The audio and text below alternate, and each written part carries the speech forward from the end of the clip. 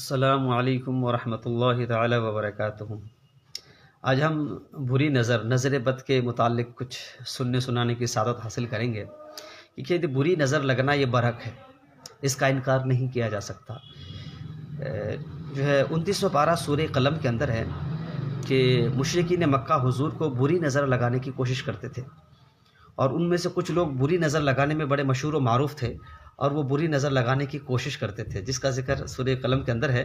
اللہ فرماتا وَإِن يَكَادُ الَّذِينَ كَفَرُوا لَيُزْلِقُونَكَ بِأَبْصَارِهِمْ لَمَّا سَمِعُوا الذِّكْرَ کہ مشرکین مکہ آپ کو بری نظر لگا کر، جب قرآن سنتے ہیں تو بری نظر لگا کر آپ کو گرا دینے کی کوشش کرتے ہیں، لیکن کہتے ہیں فانوس بن کے جس کی حفاظت ہوا کرے، وہ شمع کیا بجھے جسے روشن خدا کرے۔ وہ حضور کو نظر لگا کر گرانے کی کوشش کرتے تھے، لیکن اللہ رب العزت نے فرمایا گرانے کی کوشش کرتے ہیں فانوس بن کے جس کی حفاظت ہوا کرے۔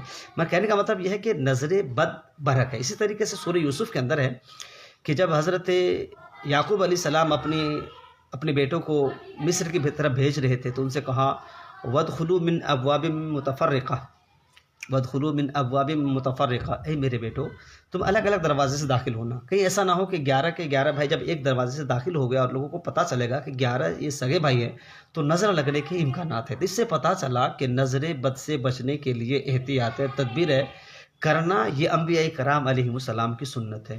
اور مسلم شریف کے اندر ہے حضور فرماتی ہیں کہ اگر تقدیر پر کوئی چیز سبقت کر سکتی، اگر تقدیر پر کوئی چیز سبقت کر سکتی تو وہ بری نظر ہے۔ اس طریقے سے مسلم شریف کے اندر ہے حضور نے فرمایا کہ آدمی کو قبر تک اور اونٹ کو ہنڈیا تک بری نظر پہنچا دیتی ہے۔ اللہ اکبر، بری نظر اتنی خطرناک ہے کہ آدمی کو قبر تک اور اونٹ کو ہنڈیا تک پہنچا دیتی ہے۔ اسی طریقے سے موطا امام مالک کے اندر بھی ہے، اور حضرت شیخ عبدالحق محدث دہلوی رحمۃ اللہ علیہ نے مدارج النبوہ کے اندر بھی نقل کیا ہے کہ حضرت سہل بن حنیف رضی اللہ تعالیٰ عنہ بڑے خوبصورت گھوڑے چٹے صحابی تھے۔ ادھر سے حضرت عامر بن ربیعہ رضی اللہ تعالیٰ عنہ گزرے تو انہوں نے دیکھ کر کہا کہ بڑے حسین و جمیل ہو، میں نے ایسا حسین و جمیل کسی کمار لڑکی کو بھی نہیں دیکھا۔ اتنا کہنا تھا کہ آپ کو وہی شدید بخار آ گیا، اور ایک روایت میں آتا ہے کہ آپ تڑپنے لگے۔ تو حضور تک بات پہنچائی کی، کیونکہ حضور تک پہنچنے کے وہ قابل نہیں تھے۔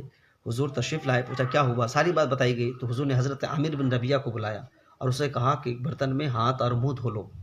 جب انہوں نے ہاتھ منہ دھو لیا تو اس دھون، اس پانی کو جس کو نظر لگی تھی حضرت سہل بن حنیف کو، کہا کہ تم اس پانی سے جو ہے اب چہرہ ہاتھ منہ دھو لو، اپنے بدن پر ڈال لو۔